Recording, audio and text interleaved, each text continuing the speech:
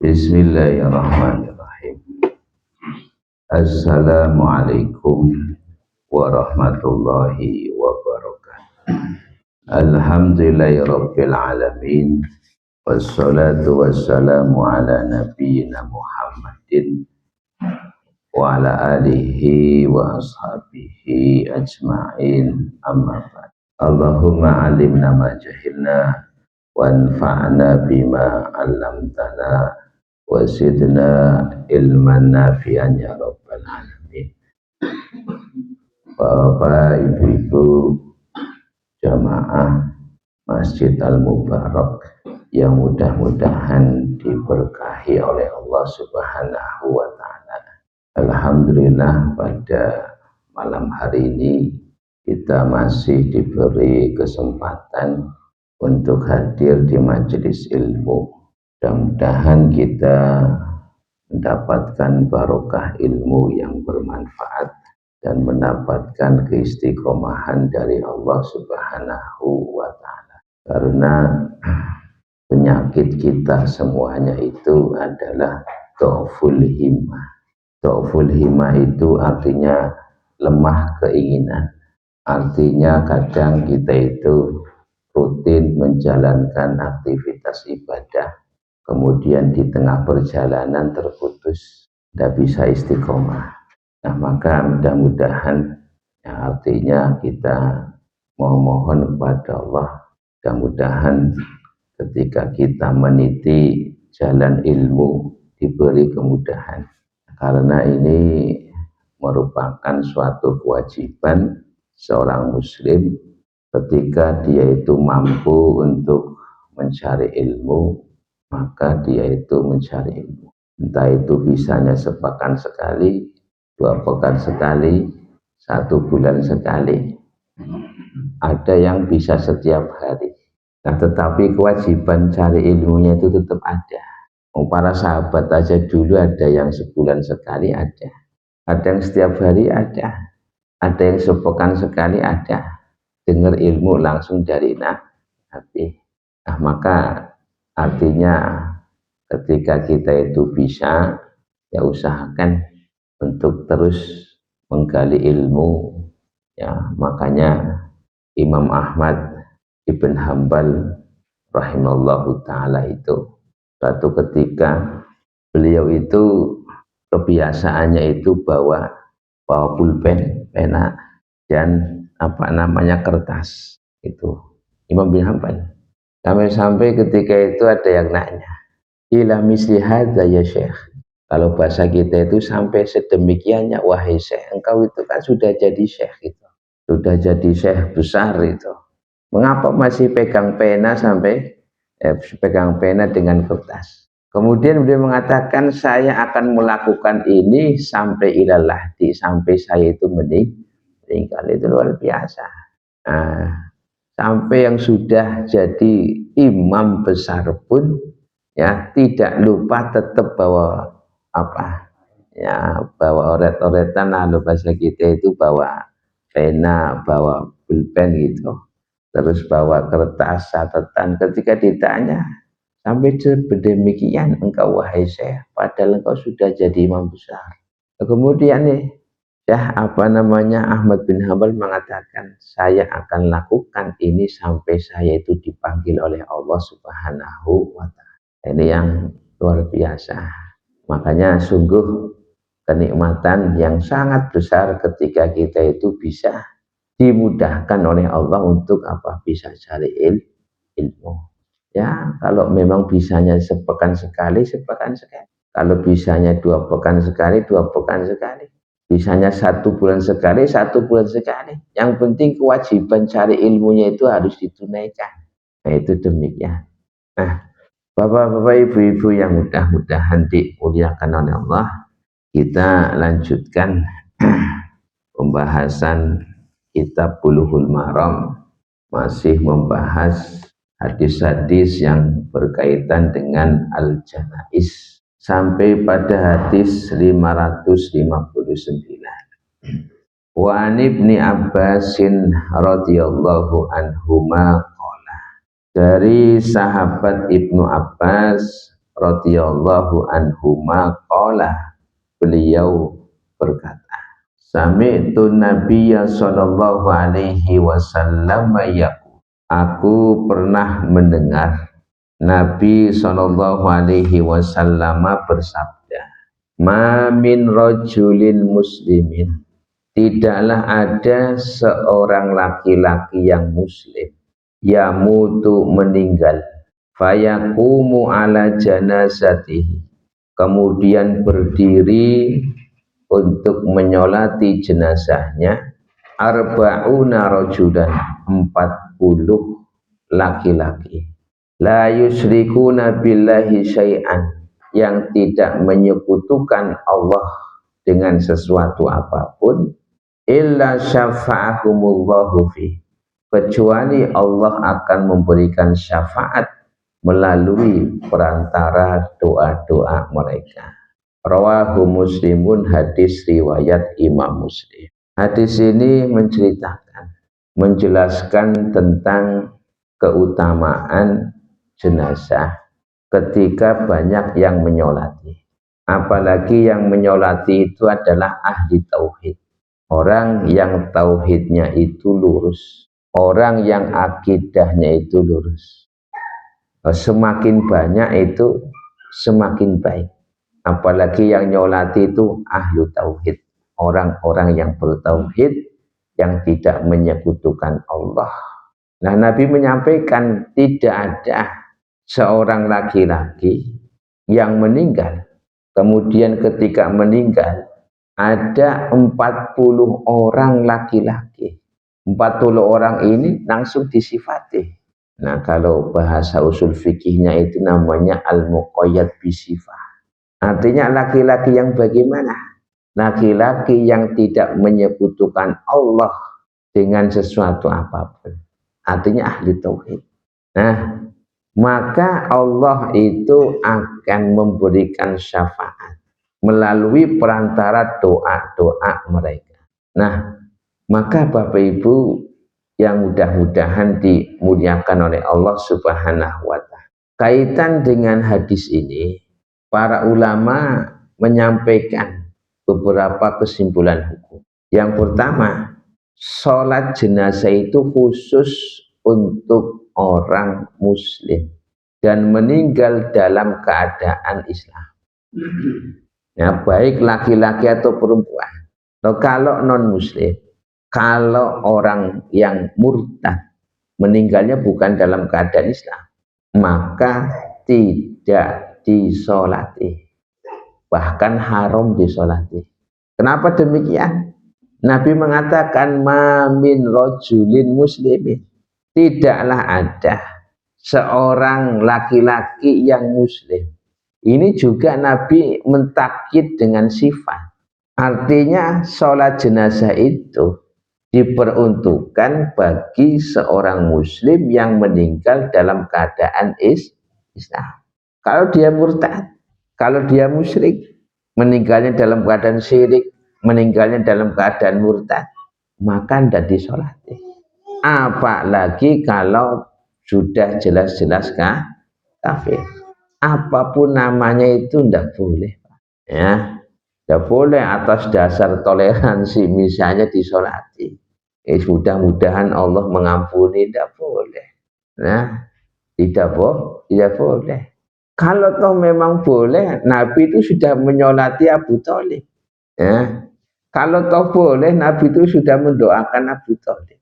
Tapi Nabi itu tidak mendoakan dan juga tidak tidak menyolati. Karena meninggalnya bukan dalam keadaan Islam. Ini contoh nyata. Meskipun Abu Thalib itu kan orang baik gitu. Betapa baiknya Abu Thalib itu. Ya, garda terdepan awal-awal dakwahnya Nabi. Ya, sampai akhir hayatnya tetap masih membela siapa? Nabi Muhammad. Nah, akan tetapi ini masalah akidah. Ketika beliau meninggal dalam keadaan bukan Islam, Nabi tidak menyolati. Nabi pun tidak mendoakan. Nah, jadi kaitan hukumnya adalah sholat jenazah itu diperuntukkan oleh seseorang yang meninggal dalam keadaan dia itu Islam. Nah kalau murtad tidak boleh untuk menyolati, apalagi orang kafir. Nah kemudian kaitan hukum berikutnya, dianjurkan, ya, disunahkan untuk memperbanyak orang yang ikut sholat jenazah. Nah maka kalau konteks di dalam masyarakat itu artinya sebelum pelaksanaan sholat diumumkan tidak mengapa, ya, jenazah selesai dimandikan, selesai dikafani, maka apa? Berikutnya adalah disolati. Maka untuk menyolati supaya banyak yang ikut sholat, tidak mengapa untuk disampaikan bahwasanya mayit ini akan disolat. Tapi yang terjadi banyak orang berkumpul tapi yang sholat jenazah sedikit. Nah itu kan yang terjadi di masyarakat kan demikian. Ya, padahal itu luar biasa itu. Ya, kalau menyaksikan jenazah sampai dia ikut sholat kan pahalanya kan apa? 1 qiraat. Ya, kalau sampai jenazah itu dimakamkan, dikuburkan, maka sampai pahalanya 2 qiraat. Nah, ini seharusnya ini ya demikian. Cuman kalau di masyarakat yang terjadi, ya kebanyakan, ya artinya banyak orang tapi yang ikut sholat sedikit. Nah itu demikian. Ya, jadi ini artinya supaya kita itu ya mengamalkan hadis ini, kalau orang-orang ahli tauhid yang menyolati itu 40 orang, Allah akan memberikan syafaat pertolongan. Nah kemudian berikutnya berkaitan dengan masalah hukum juga, di dalam sholat jenazah itu dianjurkan untuk berdoa. Kan di dalam sholat jenazah itu kan ada doa, dan doa itulah yang akan menjadi wasilah untuk apa? Untuk turunnya syafaat Allah Subhanahu wa Ta'ala. Nah ini kaitannya dengan orang meninggal kemudian yang nyolati itu banyak, hikmahnya itu akan menjadi wasilah Allah memberikan syafaat kepada mayit tersebut. Berikutnya hadis 560. Wa an Samurata bin Jundubin radhiyallahu anhuma qala, dari sahabat Samurah bin Jundub radhiyallahu anhuma qala, beliau berkata, shallaitu wara'an nabiyyi sallallahu alaihi wasallam ala imra'atin, saya pernah sholat di belakang Nabi sallallahu alaihi wasallam ala imra'atin, atas jenazah seorang wanita, matat fi nifasiha, meninggal karena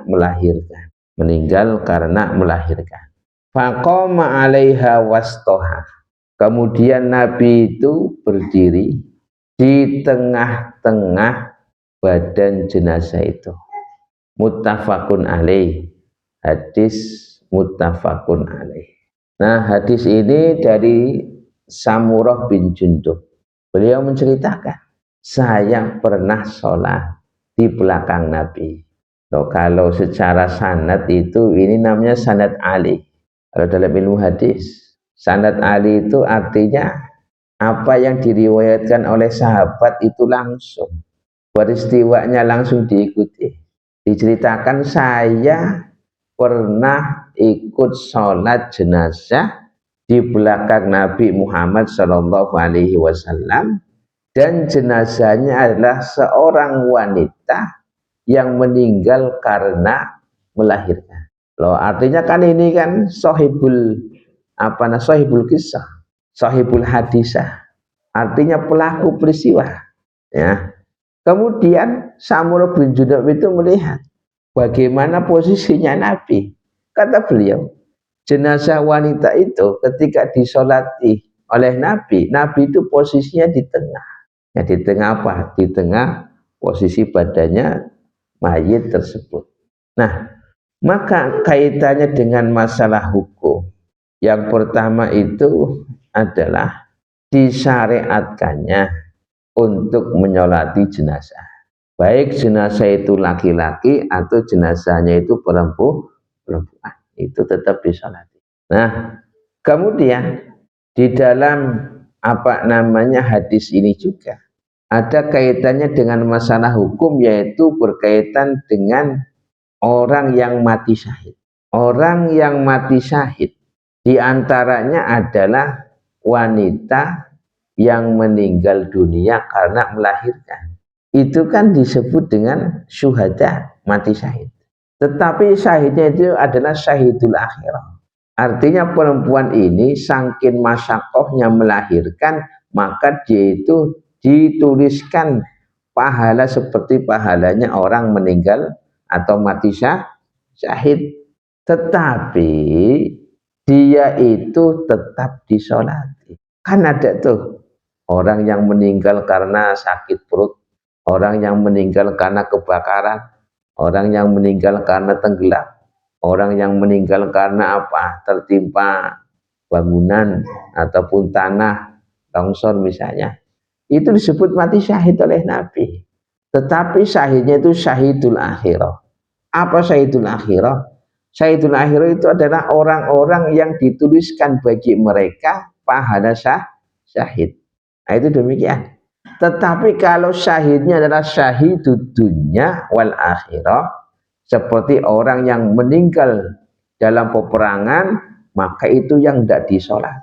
Nah, ini kalau ditanya orang yang wanita yang meninggal karena melahirkan, apakah dia itu matinya mati syahid? Ya, mati syahid. Maksudnya mati syahidnya bagaimana? Syahidnya itu adalah syahidul akhirah. Apa yang dimaksud dengan syahidul akhirah? Artinya wanita ini ditetapkan baginya pahala seperti pahalanya orang yang mati syahid.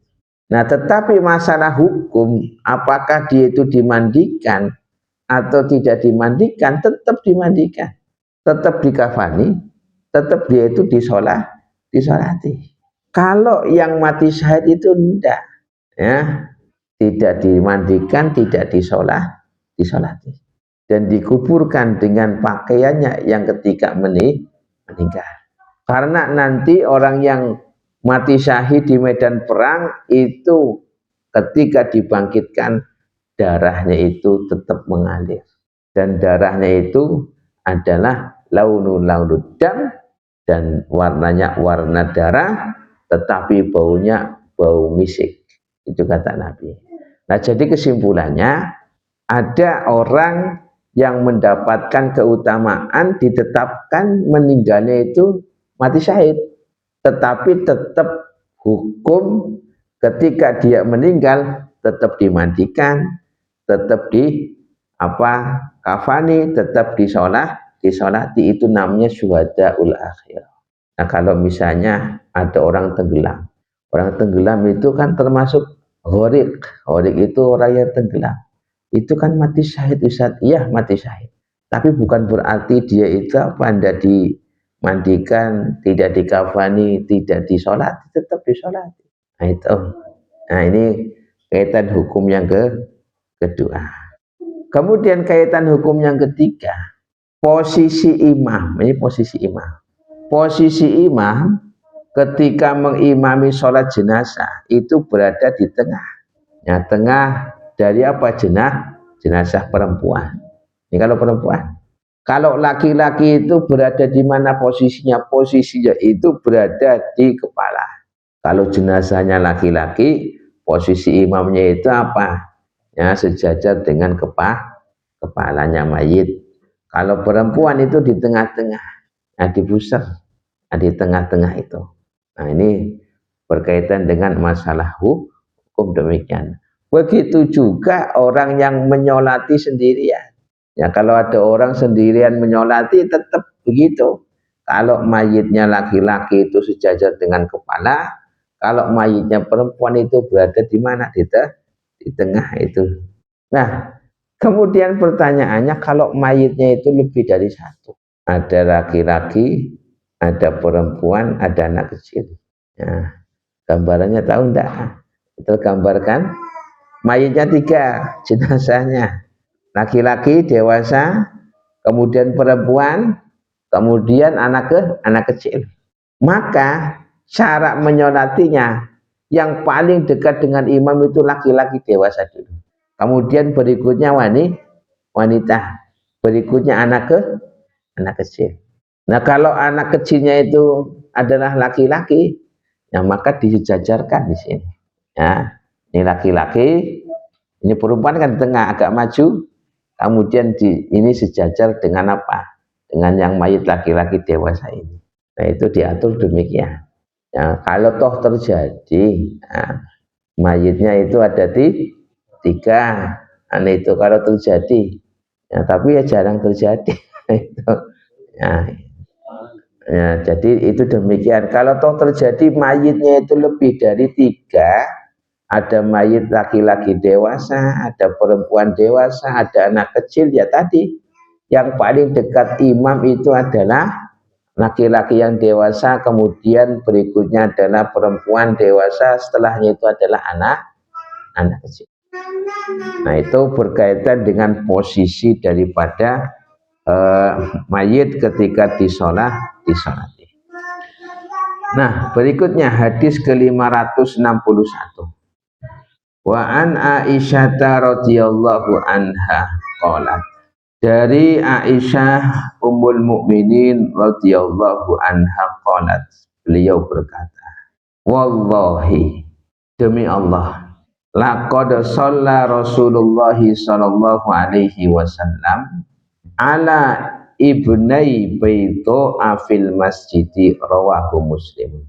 Aisyah berkata, demi Allah, sungguh Rasulullah Shallallahu Alaihi Wasallam pernah menyolati dua anak laki-laki dari seorang perempuan, yaitu baito fil masjidi, di dalam masjid, rawahu Muslimun, hadis riwayat Imam Muslim. Nah, ini ada yang namanya sababul wurud. Sababul wurud itu kenapa ada hadis itu? Sebab adanya hadis. Ini namanya sababul wurud. Disebutkan oleh para ulama ketika sahabat yang bernama Sa'ad bin Abi Waqqas meninggal. Sa'ad bin Abi Waqqas meninggal.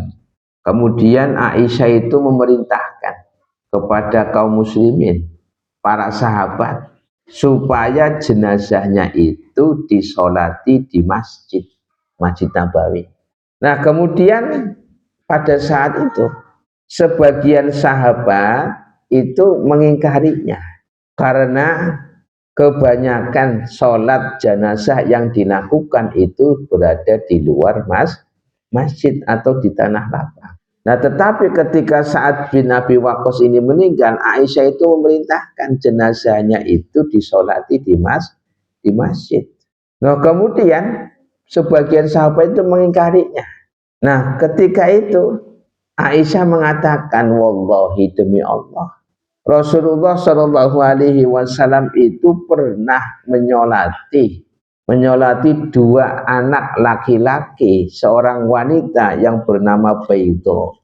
Ya, namanya dua anak itu disebutkan oleh para ulama namanya Sahal dan Suhail. Ya, dua anak yang disolati oleh Rasulullah di masjid namanya Sahal dan Suhail, meninggal. Dan mayitnya ini disolati di masjid. Nah, maka ketika itulah Aisyah mengatakan, sumpah demi Allah, wong dulu Nabi itu pernah menyolati anaknya Baito, dua anaknya itu ya di masjid, maka tidak mengapa.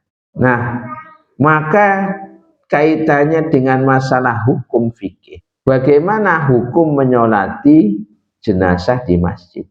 Maka hukum menyolati jenazah di masjid atau di musola hukumnya jaiz, boleh. Meskipun kalau ditanya lebih afdol mana, di luar masjid atau di masjid, lebih afdol di luar masjid. Ya, tetapi bukan berarti di masjid itu atau di musola itu tidak boleh disolatkan mayit di situ, tidak, tetap boleh. Ya, jadi boleh menyolati jenazah di musola atau di masjid, meskipun secara afdoliyah itu disolati di luar masjid itu lebih afdol. Nah itu demikian. Nah, kalau keumuman kita sholatnya itu di sholat atau di masjid, maka ada ungkapan, ya ungkapannya apa? Orang semasa hidupnya nggak pernah ke masjid, ke musola, pada waktu mati, ya, ya orang lagi urip para tau ngedek masjid, ngedek musola, ya, ya barang wis matinya, duki waring masjid musola. Ya. Tapi secara hukum tidak apa-apa kalau memang misalnya dia tuh tidak sholat semasa hidupnya, tidak kita hukumi secara tauhid dia itu muslim. Ya, kita nyolati kan demikian. Ya, tapi itulah ada ungkapan demikian. Ya, artinya apa? Kalau ada mayit semasa hidupnya tidak sholat, tapi ketika mati disolati di masjid, di musola. Nah makanya nyuwun sewu, kalau toh memang pengen disolati di masjid dan di musola ya mbok ya sholatnya ya kentang itu loh, ya iya kan gitu, ya supaya nggak ada apa ndak jadi bahan perbincangan kan gitu. Nah ya kalau pengen disolati di masjid, di musola, ya apa namanya ya sholat, ya tapi ya yang jadi pengurus masjidnya jangan ekstrim juga. Artinya mayit yang nggak pernah sholat di masjid ini tidak boleh disolati, tidak begitu juga, enggak. Ya, tetap disolati kayak gitu.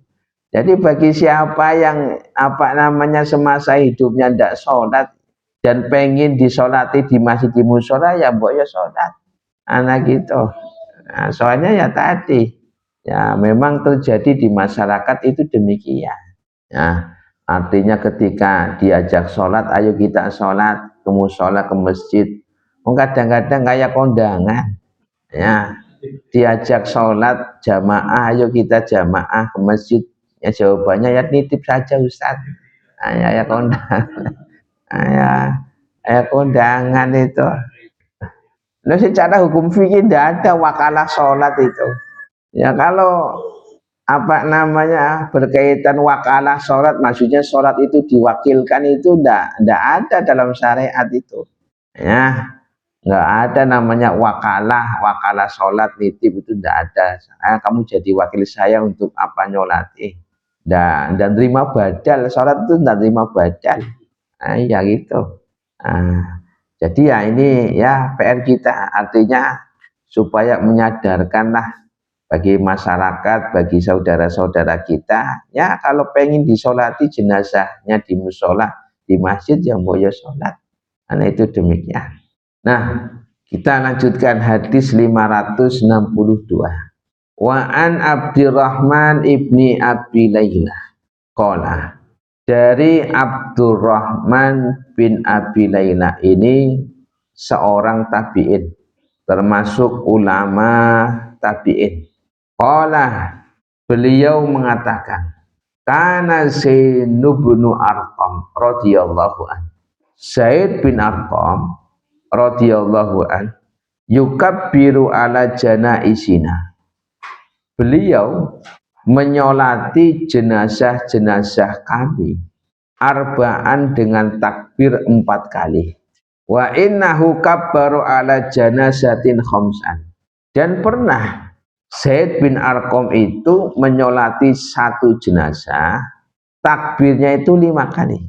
Fasa'al tuhu, dan aku bertanya kepada Zaid bin Arqam.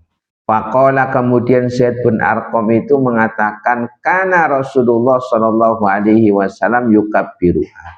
Dulu Rasulullah sallallahu alaihi wasallam semasa hidup beliau pernah sholat mayit itu takbirnya 4 atau takbirnya 5, pernah. Nah kalau bahasa yang demikian itu namanya marfu, hadisnya marfu. Ketika seorang sahabat menisbatkan kaul, ucapan, atau menisbatkan fi'il, perbuatan kepada Rasulullah, maka itu hadisnya marfu. Hadis riwayat Muslim dan imam yang 4. Artinya apa? Artinya ini tabi'in mengatakan Zaid bin Arqam ketika apa namanya menyolati jenazah-jenazah kami itu 4, berarti seringnya 4. Dan pernah Zaid bin Arqam itu sholat jenazah takbirnya 5 kali takbir. Nah ketika ditanya beliau menjawab Rasulullah juga pernah melakukan demikian.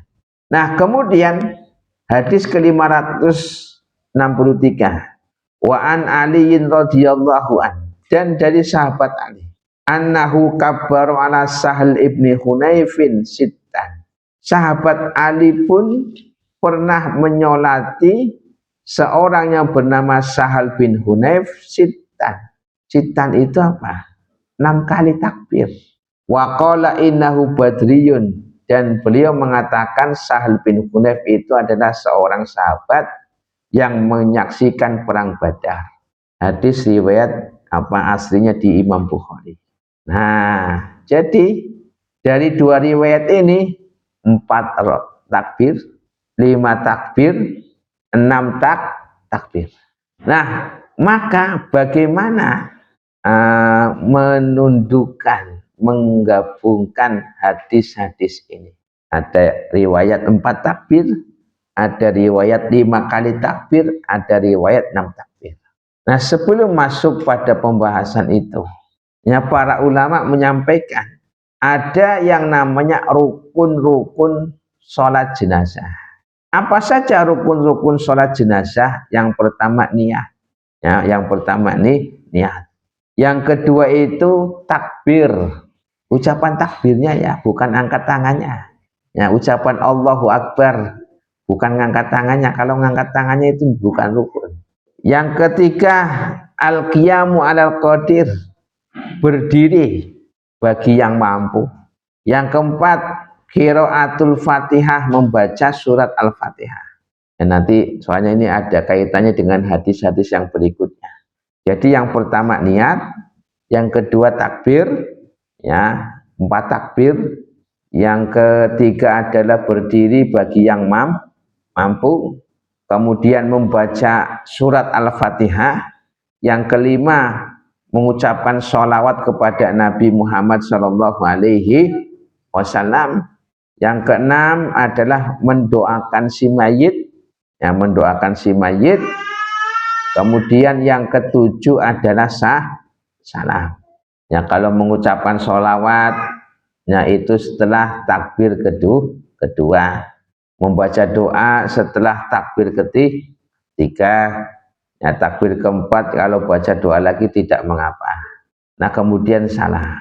Nah berkaitan dengan masalah takbir, ya Syekh Shalih Ibn Fauzan hafizahullah ta'ala itu beliau mengatakan yang rojih itu adalah 4 takbir, dan yang 6, yang 5 itu pada awal-awal, ya pada awal-awal.